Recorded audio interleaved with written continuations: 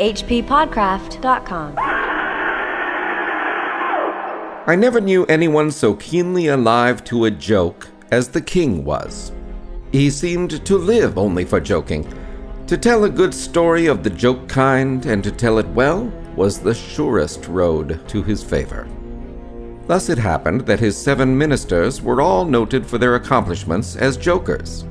They all took after the king, too, in being large, corpulent, oily men, as well as inimitable jokers. Whether people grow fat by joking, or whether there is something in fat itself which predisposes to a joke, I have never been quite able to determine, but certain it is that a lean joker is a rara avis in terris. I hate to disagree with Edgar Allan Poe right off the bat, but obviously he has never seen the comedy of Rita Rudner. She is thin and she is a genius, so suck on that, Poe. Whoa, we're only 1 minute into Poevember and you're already insulting the master? Yeah. After all of the revenge and murder we're going to be reading this month, you might regret that decision. Oh, no. And you might regret it here on the HP Lovecraft Literary Podcast. I'm Chad Pfeiffer. And I'm Chris Lackey. We're here at hppodcraft.com and Patreon. This week's reader is Bruce Green. Bruce is back. We haven't heard from Bruce in a very long time. Glad to have him back on. Thanks for reading for us, Bruce. We've got a sponsor this week. Yes. J.R. Hamantashen is back with his new collection of short stories called A Deep Horror That Was Very Nearly Awe. J.R. Hamantashen's third collection of short stories delivers more inimitable dark fiction. These are 11 tales of macabre horror filled with estrangement, honor, wonder, terror, delusion, pity, desperation, and perseverance. I've read this bad boy, and it is rock solid. JR has a way of making the normal seem horrific and frightening. If you'll recall, we've talked about JR's other fiction collections in the past, and people have picked them up and wrote in and been very pleased with them. This book builds on the themes and motifs from those collections, and it really nails it. One of the stories that I really liked in this one is called No One Cares But I Tried. It takes place in an office, and it sort of introduces the idea of how people might really use a superpower if they had one, and how they would use it for evil. Maybe not necessarily evil, but just in a really crappy way that would serve their petty self-interests. Just like you would do. You've admitted to that. No, I think I would fully turn evil. Oh, you'd go fully evil. You just wouldn't. Yeah, I think I would be ruler of the earth. That would be my... But back to the book, I've been reading the stories in order. I'm almost done. I haven't read the novella at the end yet. Mm-hmm. I love the way the book kicks off with the story, Rococo Veins and Lurid Stains. I read the title and I thought, man, that's kind of a pretentious title. And then the story itself calls it out right away. The protagonist is a teenage girl and she says, Rococo Veins and Lurid Stains sounds like a band I'd love unabashedly for a bit and then feel deeply embarrassed about once I went off to college and matured in the way people are expected to do. There's a lot of humor in these things too, but I'm telling you, there's some stuff that's pretty disturbing and scary as well. Well, this book also, like you were saying, this book ends with the novella. It's called I Will Soon Be Home and Never Need Anyone Ever Again. It's about a 14-year-old boy who's smart, but he's kind of a loner, and he's getting bullied at school. And then he makes a supernatural friend. And I don't want to get into any spoilers or details, but it hooked me. It is a total page-turner. What I love about it is I didn't know where it was going. Like, it kept changing it up in ways that I'm like, wait a minute, this isn't okay. It makes sense. This is good. I'm into it. But what's going to happen? And with the end of it, I was completely surprised. So, oh, great. Another rock solid collection from J.R. Hamantashen. Pick up A Deep Horror That Was Very Nearly Awe on Amazon. We've covered Poe stories on the podcast plenty in the past. Yes. But in case you don't remember, Edgar Allan Poe was an American short story writer, poet, critic, and editor who was famous for his cultivation of mystery and the macabre. He died, they just had an anniversary of his death recently. He died on October 7th, 1849 at age 40. Yeah. The cause of death was unknown and somewhat mysterious. Folks still speculate about it to this day. Sure do. We did Fall the House of Usher, I believe Mask of the Red Death, Ligeia, Man of the Crowd, but this Poevember, I wanted to get into the nasty, murderous ones that are a little more famous, actually. Yeah. So we'll be doing this story, The Cask of Amontillado, The Telltale Heart, and The Premature Burial this month. This story first appeared in the March 17th, 1849 edition of The Flag of Our Union, a Boston-based newspaper. It originally carried the full title Hop Frog, or The Eight Chained Orangutans. Uh-huh. So it was published close to his death, actually. I didn't realize that. Yeah. He died later that year. In his lifetime, Poe is probably best known not as necessarily an author in his own right, but as a literary critic. Because he could be really harsh. He was kind of a hatchet man. And a lot of folks think that these revenge stories, this one and The Cask of Amontillado, which we're going to do next week, these stories themselves are a form of literary revenge of the sort. Around the time of the story's writing, Poe had been pursuing relationships with Sarah Helen Whitman and Nancy Richmond. Yes. And members of literary circles in New York City were spreading gossip about this, inciting scandals, saying that there were some alleged improprieties, ticking Poe off. And at the center of this gossip was a woman named Elizabeth F. Elliot, whose affections Poe had previously scorned. She was into him, he rejected her, so she started spreading some rumors among her fancy society group or whatever. Some critics think that Elliot may be represented by the king himself, with his 7 counselors representing Margaret Fuller, Hiram Fuller, no relation, Thomas Dunn English, Anne Lynch Boda, Anna Blackwell, Ermina Jane Locke, and Locke's husband. I don't know where they're getting all of that, but that's the theory. Very specific. It's very specific. Those are supposedly the people that are represented in the story. And I got to tell you, I'd be really freaked out if I read the story and found out it was about me, you know? Well, so I'm saying, watch it with those Rita Rudner cracks. Because Poe might return from the grave and write a revenge story about you. Look, man, he's talking about slender comedians not being funny. I gotta defend. Criticize me, will you? Let's see how you like it when I have this character buried alive in black cats. Ha ha! Revenge is sweet. What? I don't know whether Hop Frog is actually an act of revenge or not. It doesn't really matter because it's just a great story. Yep. I read it first in freshman English class when I was in high school. Oh, whoa, really? Yeah, I think everybody in the class read it, actually, which was rare. But everybody was interested. I mean, if you want to get kids excited about literature, throw in some murders. That's what turns them all on. Yeah. And as a matter of fact, last time I was back home, I visited Mr. Hansky, my high school English teacher, who also was on our show on Beowulf. That's He right. appeared on there, if you recall. He gave me a copy of my old textbook, which I read this out of. It's called Insight, Literature of Imagination. It's a cool book. It's full of short stories separated into sections by character archetypes. There's the man of skill, the champion, the man of love, the leader, the man of piety. And the first section is called the trickster. The trickster archetype, it's a Jungian archetype, and Hop Frog is the first story they have in there to exemplify the trickster archetype, which is the trickster / clown is incarnated as a clever, mischievous man or creature who tries to survive the dangers and challenges of the world using trickery and deceit as a defense. He also is known for entertaining people as a clown does. So Bugs Bunny, for example, would fall into this archetype, but it's existed as long as storytelling. It's in myth. You know, if you think of Loki, both in Marvel Comics and Nordic myth, Shakespeare's Puck, Puss in Boots, even Tyrion Lannister in Game of Thrones, I think is a good example of the trickster archetype. And some say Doctor Who actually fits into the trickster archetype as well, the Doctor, because he doesn't use violence to solve his problems or anything like that. He usually has something up his sleeve, right? That's right, yeah. There was also a hair metal band in the late 80s called Trickster, with an X. But we really don't need to get into that. Let's get into Hop Frog instead. The story begins talking about the king who loves a good laugh. He seems to be more of a Three Stooges kind of guy and less of an Ernie Kovacs sort of fellow. Yeah. He likes practical jokes and silliness, a lot of physical comedy, not so much the clever stuff. I love the phrasing. To tell a good story of the joke kind and to tell it well was the surest road to his favor. Like, wait a minute. Is this one of those stories of the joke kind? It's just weird phrasing. I love a good story of the joke kind. But there's also this repetition of the word joke in that opening, which I think is intentional. He uses some form of that word 8 times in the opening paragraph. For some reason, to me, it makes me feel like the king's not really that funny of a guy. Right. It's too insistent. Like when someone's being an asshole at a party and people are like, oh, you just don't get his weird sense of humor. He's really a crack up. No, he's not. Like they have to keep insisting, or the way like David Brent in The Office would. Right. He would had to keep letting people know that he was a funny person. Right. Because it wasn't obvious. Yes. So he'd say, see that monkey up there? I'm hilarious, right? So it gave me that impression that the king is like that. Totally. Yeah, I see that. Our unnamed narrator says that at the time of the tale, jesters were kind of out of fashion, but this king of comedy still kept one around. There's some insight into what types of things he finds funny. It says, practical jokes suited his taste far better than verbal ones. So as you said, he's not so much about the wit. No. He's kind of one of the worst kind of jokers. You know, like practical jokes can be fun. I've definitely participated in them, but at the end of the day, you really are just laughing at somebody. You're tricking somebody and then laughing at them being tricked. What you hope is that the trick is clever in some way. It addresses something about the person and brings that out. But most of those are just mean. You know, like I had an office mate who all the time I'd be walking by her and she'd point at the floor while I was walking and go, look out. And then I'd look down and kind of dodge out of the way and she'd laugh and go, gotcha. What was the joke? Look at that idiot doesn't want to get hurt. You know?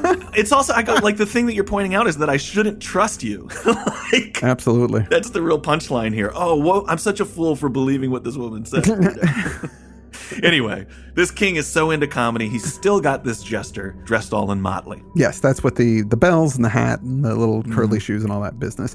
This jester is called Hop Frog, and to the king, he is a threefer. He's not just a jester, but he's also a dwarf, and he's disabled. Hilarious. Which I guess makes a better jester or dwarf. I'm not sure. Well, it's funny because it says, most kings would have a jester and a dwarf. So he's like, I got it all in one guy. So the name was given at his baptism. The 7 ministers agreed that's what he should be called. These 7 ministers are the king's entourage, kind of his frat boy yes men that do whatever, they laugh at his jokes, they help him with his pranks, all that stuff. It says here, Hop Frog could only get along by a sort of interjectional gait, something between a leap and a wriggle, a movement that afforded illimitable amusement and, of course, consolation to the king. His disability was with his legs and he had trouble walking. However, he had very strong arms and he was extremely dexterous. So he could climb, they say, like a squirrel or a monkey, but he wasn't so good on the floor. It's a talent that's going to come into play later on. Yes. But your sympathies are obviously already with Hop Frog. Because the poor guy, the way he describes him walking causes him pain just to walk across the floor. These people are just laughing at him for it. Yeah. But I do like that it also demonstrates how disability can lead to unexpected strength in other areas. Exactly. This upper arm strength he has. Yeah. So Hop Frog is from a far-off land and supposedly from a barbarous people who were conquered. Hop Frog and this other dwarf girl were given to the king by the conquering general. The girl was named Trippetta. She was considered beautiful because of her proportions. She was a great dancer. So she was adored by the court and the king, while Hop Frog was often ridiculed. Of course. However, Hop Frog and Trippetta were very close friends, and due to their origins and their shared captivity, they were very close. And since she had the favor of the court, she would often use her influence to help Hop Frog any chance that she got. For some reason, the king decides that he wants to have a masquerade. Some kind of grand state occasion, it's not specified. And Hop Frog, since he's super clever and creative, is going to be integral to making the occasion a spectacle. Yes, he's known to be inventive in the way of getting up pageants, suggesting novel characters, and arranging costumes. When everybody wanted to do a pajama party, he was like, how about a backward pajama party? He's always putting a little twist on the event. Sure, we can do an 80s themed prom. 1680s. Let's hang some witches in the cafeteria and get it going, guys. That's him exactly. That's Hop Frog. On the night of the masquerade, the hall is all done up in this very glorious fashion under Trippetta's supervision. Now, most people have prepared for this masquerade weeks, if not months in advance. But the king and his 7 ministers, they haven't done anything. It says probably they found it difficult on account of being so fat to make up their minds. Trippetta and Hop Frog, they get a summons that evening, the evening of the masquerade, to see the king. When they get there, the king is drunk and in a bad mood. He demands that Hop Frog drink some wine. Unfortunately, wine is not good for Hop Frog. When he drinks, he kind of gets a little crazy and he becomes anxious. He gets freaked out. The king's just insisting that he does it, so he does. And the king could see him getting a little weirded out after he drinks, like it affects him immediately. Yeah. The king tells him to drink to absent friends, and this makes Hop Frog cry a little bit. And of course, the king thinks that this is hilarious, as do the ministers. Right. It happened to be the poor dwarf's birthday that day that he's making him drink the wine as well. So when he says drink for your absent friends, I think it's his birthday and he's missing people from his homeland. It says, poor fellow, his large eyes gleamed rather than shone, for the effect of wine on his excitable brain was not more powerful than instantaneous. He placed the goblet nervously on the table and looked round upon the company with a half-insane stare. They all seemed highly amused at the success of the king's joke. Joke is in quotes. Wasn't there some research that was done that said that Poe might have had some kind of bad aversion to alcohol? People typically think they had a really bad drinking problem, but wasn't there somebody that did some research that thought that maybe he was highly allergic to alcohol, and if he had like a little bit of it, it really messed him up? Yeah, there's all kinds of theories about that, and one suggests that it's not that he was a heavy drinker, it's just that all alcohol really affected him. Although, for severely alcoholic people, a weird thing does happen where tolerance builds and builds and builds over years, but they find this often with like elderly alcoholics, that it then plummets, so even one drink will get the person drunk. I don't know if it's because of the amount of alcohol built up in the system or what it is, but it is in later stage alcoholism. Oftentimes people get a little more susceptible to it, actually, instead of... So I personally think it might have more to do with that. After all that, the king demands to know what Hop Frog came up with for their costumes. And this, makes Hop Frog laugh. Of course, on the night of the masquerade, that the king is throwing, he finally decides that he needs some kind of costume. He also demands that it be totally awesome because he's the king and he's got to totally show up everybody. It's got to be something that nobody's ever seen before. And the king can see Hop Frog get a bit bent out of shape about this whole idea. He's like, oh man, you're going to make me do this tonight? Yeah. We could have worked on this sooner. It can be good, cheap, or fast, king. You can't have all three. So since the king sees Hop Frog's angry, he goes, you need to drink more wine and loosen up.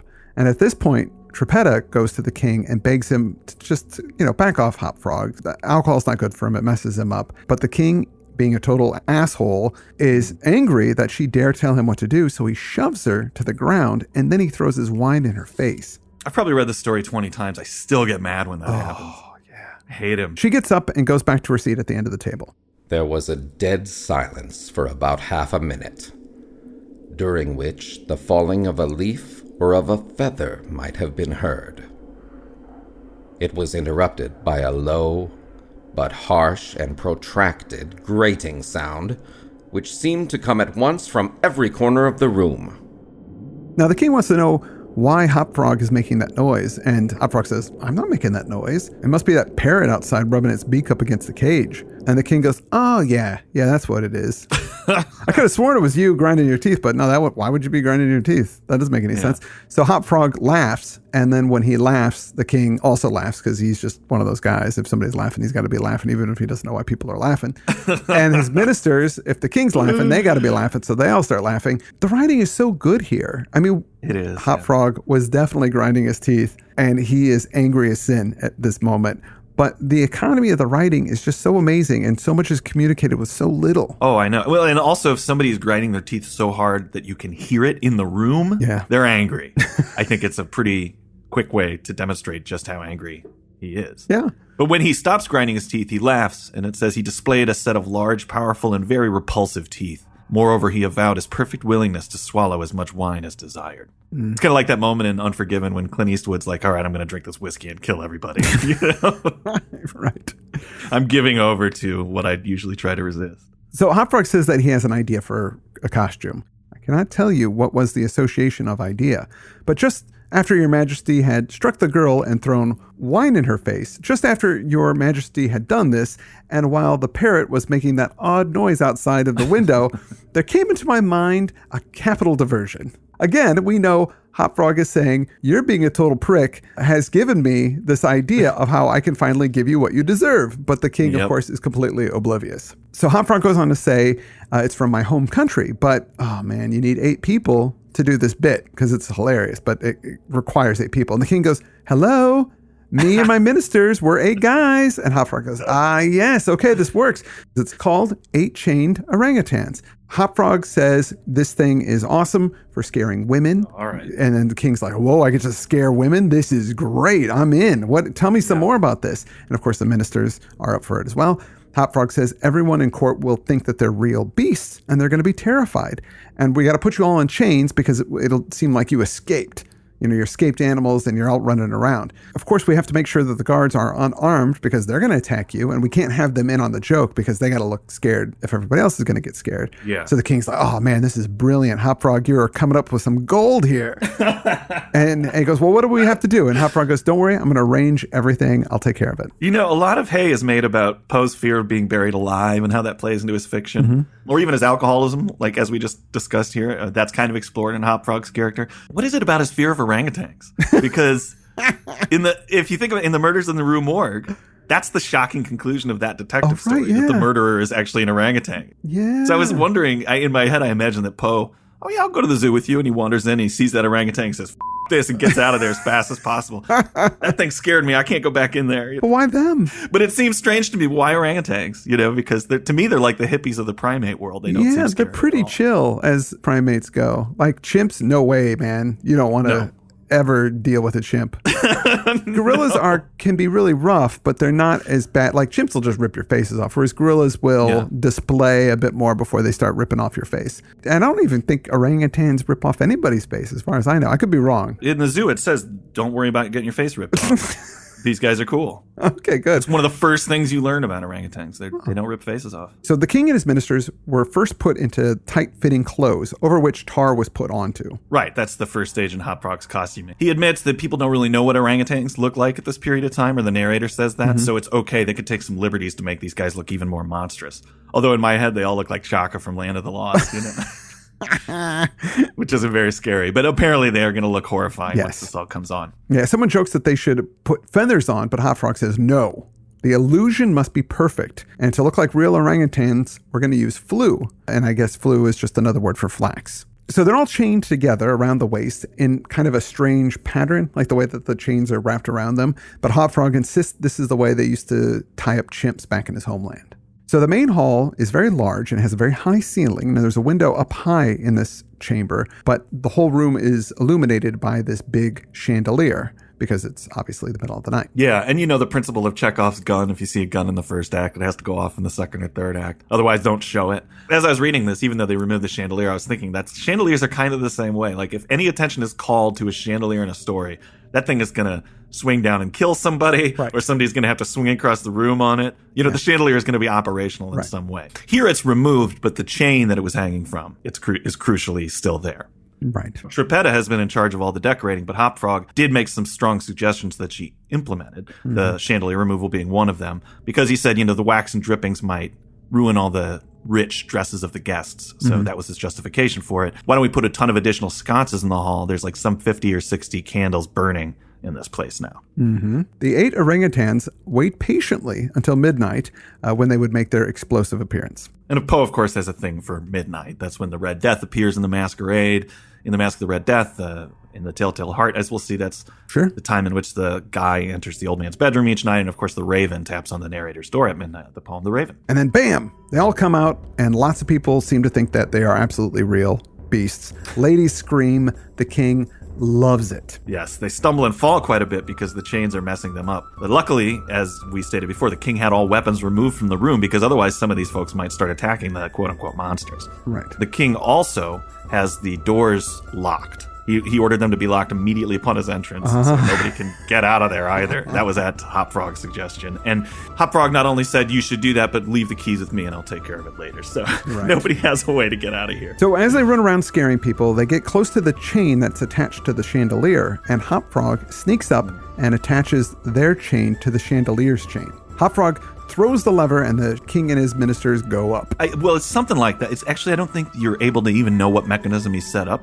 Yeah. The chain lowers almost on its own. I think Trippetta might be helping him out at this point because it says, by some unseen agency, the chandelier chain was drawn so far upward. So somebody's helping him out or he's got a mechanism set up. Oh, okay. And if you can imagine it, so the guys are chained in a circle and there's 2 chains running through the circle like a cross. And he hitched the middle of that to the chandelier chain. So when they went up, they all suddenly crash into each other face to face. So Hop Frog yells out to the crowd, "Leave them to me. I think I might know them." And he climbs up high on the chain and he crawls around pretending to try and figure out who they are. When he ascends, he grabs one of those torches, using it to examine the orangutans. Now everyone is laughing, including the 8 pretenders, and Hop Frog is playing up his investigator role. He's doing a performance here. In the crowd, they're eating it up. The torch in Hop Frog's hand is getting closer and closer to the king and his men. Meanwhile, the chain keeps going up in the air. It says 30 feet or more, so they're really high up there. Hop Frog is using that upper body strength that is his talent. Yes. He's able to stay on this thing while it's going into the air. Yeah, and move quickly. He's able to, because now he's sort of in his element. He's up high on the chains, and he could totally climb up, down, swing around. He's fast. He has the advantage here. It soon gets quiet as the king can hear that sound, that grinding sound, which was not a bird, but the grating of Hop Frog's teeth. And Hop Frog has this crazed look on his face. Hop Frog brings the flame close to the king and he says, "I can see who this is." And he lets the torch touch the flax, which lights up and catches flame. And then they all catch flame almost immediately because they're covered in tar and flax. Everyone starts freaking out. But Hop Frog, he climbs higher and away from the flames, and he has one little last bit to perform. The dwarf seized his opportunity and once more spoke. "I now see distinctly," he said, "what manner of people these maskers are. They are a great king, and his 7 privy councillors. a king who does not scruple to strike a defenseless girl, and his 7 counselors who abet him in the outrage. As for myself, I am simply Hopfrog, the jester, and this is my last jest. Owing to the high combustibility of both the flax and the tar to which it adhered, the dwarf had scarcely made an end of his brief speech before the work of vengeance was complete. The 8 corpses swung in their chains, a fetid, blackened, hideous, and indistinguishable mass. The cripple hurled his torch at them, clambered leisurely to the ceiling, and disappeared through the skylight. It is supposed that Trippetta, stationed on the roof of the saloon, had been the accomplice of her friend in his fiery revenge, and that, together, they effected their escape to their own country, for neither was seen again. And that's the end of the story. Awesome, they got away with it. Yeah. I like revenge stories. I love revenge stories. And I guess that's not even... I mean, why do you think that is? I think it's kind of an obvious answer, because right? people are getting what they deserve. And it seems like a lot of bad people get away with being bad people, and having a little justice or vengeance, depending on how you want to classify it, makes the universe seem a little bit more fair. Yeah, and I was making fun of Poe earlier about writing a story as a form of revenge against somebody. I mean, it seems funny to me because just don't read the story and it doesn't work, you know? Yeah. But it's a cathartic experience. In the real world, people who are terrible often get away with it. Oh, yeah. We use these types of stories to give us a thrill of justice. Yeah. And the more you can build up the punishment of the hero, the more effective that catharsis is. Poe really does that here. I mean, the guy, he makes him a disabled dwarf who's ridiculed over and over again. He takes it. It's not until Trippetta is disrespected and harmed and ridiculed. That's the thing that pushes him over. It's not all the bad things that happen. So he's not only does he just deserve it on his own, he's like a good guy. Like, he's sticking up for his friend. It's very sympathetic, and it's just good writing. Good job, Poe. But that's relatable as well, because there's a part of all of this that says, you know, when somebody's abusing you, there's a part of you that goes, I probably have this coming, whether it's true or not, you know. But I'm not going to stand by and let somebody who is innocent have this, be treated this way. Yeah. And I think that's really relatable. I was reading, too, that there's kind of this theory that this story is a bit autobiographical in the way that Poe, like Hopfrog, he was taken from his home and presented to somebody else. So, you know, he had a wealthy foster father, John Allan, that raised him. You know, the part where it says, bearing a name not given at baptism, but conferred upon him, and is susceptible to wine. Right. Poe was bothered by those who urged him to drink, despite a single glass of wine making him drunk. Yeah, it was something that people definitely wanted him to do because of his reputation. Right. Now, there's also this thing on Wikipedia that I read that said that this story might be based off of... Speaking of drinking, Wikipedia. There's also this idea that Poe might have based this story off an actual event in the court of Charles VI of France. And this was back in 1393.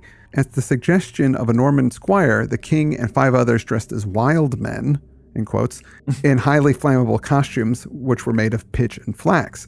4 of the men were set on fire and died, and the king and the 5th men also were burned, but they didn't die. They weren't killed in the whole thing. It's possible that Poe might have read about this story, and it was kind of an inspiration. Yeah, it's a pretty complicated and novel way to kill some characters. I'm sure he was grabbing little bits and pieces from all over the place. But crazy that something like this actually did happen. Yeah. You know? I was reading an analysis of this story on interestingliterature.com, and it says, Hopfrog can be analyzed as a story about tyranny, slavery, and revolution. So there are some broader themes in here as well. It was published in 1849, 1 year after the revolutions of 1848, across Europe.